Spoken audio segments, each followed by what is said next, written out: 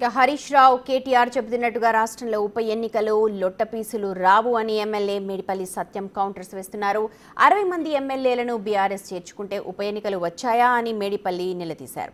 బీఆర్ఎస్లో కేసీఆర్ కేటీఆర్ తప్ప ఎవరూ మిగలరన్నారు.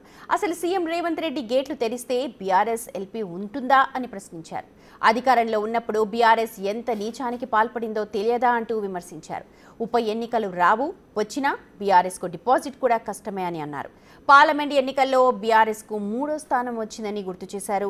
ఇక ఏ ఎన్నికలు వచ్చినా ఇదే గతి అంటూ బీఆర్ఎస్ మీద సెటైర్లు వేశారు. దిగజారుతున్న పార్టీని కాపాడుకోవడం కోసమే కేటీఆర్ జిత్తులమారి వేషాలు వేస్తున్నారని మండిపడ్డారు.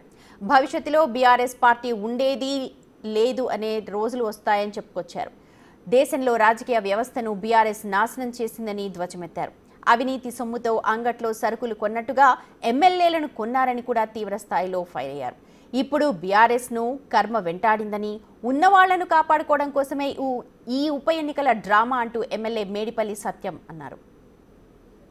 రాష్ట్రంలో హరీష్ రావు గారు కేటీఆర్ గారు కొత్త డ్రామాకు తెరవేసిండ్రు. రాష్ట్రంలో ఉప ఎన్నికలు వస్తాయి, ఏదో అద్భుతం జరగబోతుందని చెప్తుండ్రు. నేను స్పష్టంగా చెప్తున్నా, ఈ రాష్ట్రంలో ఎలాంటి ఉప ఎన్నికలు రావు, లొట్టపీస్ రాదు. మీరు 2014లో అధికారంలో వచ్చినాడు 2023 వరకు దాదాపు 60 మంది ఎమ్మెల్యేలను ఎమ్మెల్సీలను కొనుగోలు చేసినటువంటి నీచ చరిత్ర మీది. ఒకవేళ ఉప ఎన్నికలు ఎప్పుడు వచ్చినా ఈ రాష్ట్రంలో అన్ని సీట్లు మేమే గెలుచుకుంటాం. మొన్న మీకు పార్లమెంట్ ఎన్నికల్లో మూడో స్థానం వచ్చి డిపాజిట్లు పోకుండా ఏ విధంగా అయితే ప్రజలు తీర్పిచ్చిండ్రో, రేపు జరగబోయే ఉప ఎన్నికల్లో కూడా అదే విధంగా తీర్పిస్తారు ఒకవేళ ఉప ఎన్నికలు వస్తే.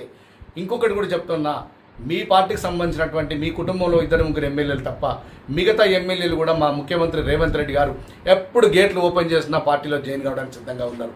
కానీ మేమే ప్రజాస్వామ్యం మీద, రాజ్యాంగం మీద నమ్మకంతో ఫిరాయింపులను ప్రోత్సహించట్లేదు. మా రేవంత్ రెడ్డి గారు ఒక కనుసైగ చేసి గేట్లు ఓపెన్ చేస్తే మీ పార్టీలో ఒక్క ఎమ్మెల్యే కూడా మిగిలాడు. మీ పార్టీ నాశనం అవుతుంది. భవిష్యత్తులో బీఆర్ఎస్ పార్టీ అనేది తెలంగాణ రాష్ట్రంలో ఉండేదని చరిత్రలో చెప్పుకుంటారు భవిష్యత్ తరాలు.